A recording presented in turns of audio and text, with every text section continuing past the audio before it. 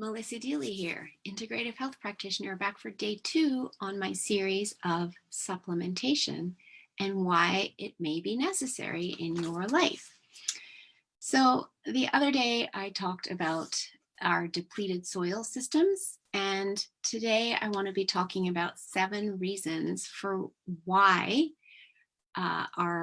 we experience depleted nutrition. And just as an example, if you were to take an orange today and compare it actually to an orange from, my grandmother's era, the 1920s, 30s, 40s, we would need to eat 9 oranges today to get the same nutrient value out of the 1 orange they ate back then. And who eats 9 oranges in one setting? That's a lot of fiber, and you probably couldn't do it. And why is this happening? So the first reason is our high carbon atmosphere. So we know that human activity on this planet is creating that higher carbon atmosphere, and that is then turning around and affecting our soil as rain comes down into the earth, etc., etc. And as a result, we have less nutrients in the soil from that.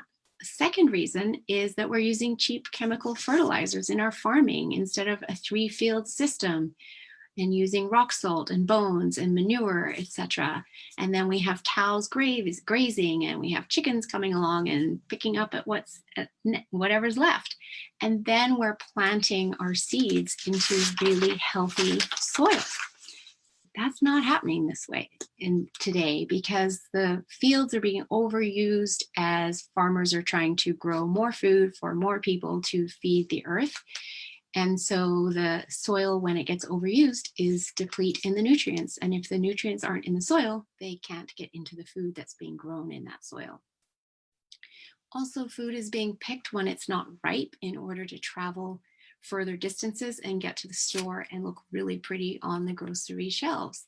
And so it's being ripened with gases as opposed to being ripened in the soil or on the vine.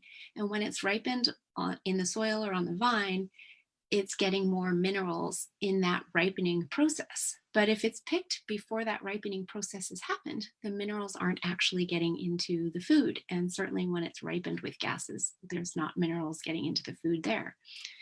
Another reason is weakened digestion. We as humans have weakened digestion, living a high stress life. I've talked about this many times before, but when we're under great stress, and we go back to our hunter-gatherer days, when our body is under great stress, our brain simply cares about getting us to safety as if we're having to run away from a lion or a tiger. And it's producing cortisol and adrenaline to allow us the ability to flee and sending that energy to our limbs. And in the process, it has to take that energy from other parts of our body. And one of the areas that it shuts down is digestion, because if we're trying to run away from a lion or a tiger, it doesn't care about the sandwich we might have eaten earlier.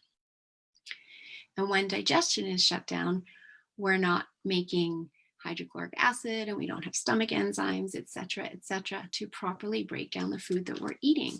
And therefore, the food that we're putting in, if we're not properly breaking it down, then our body is again not getting the benefits of any vitamins, minerals, or nutrients in that food.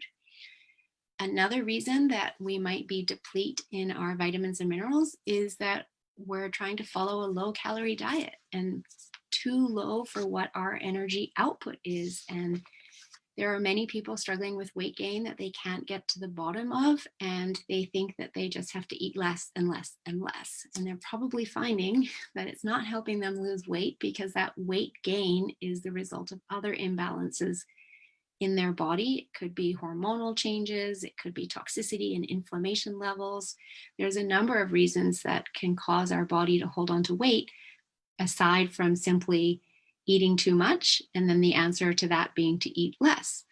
And when we eat too little, we are actually starving our body, and again, not providing the actual level of nutrients, vitamins, and minerals that it needs. The 6th reason is skipping breakfast. A lot of people think, well, I'll just eat 2 meals a day and I'll skip breakfast and I'll intermittent fast for 16 hours.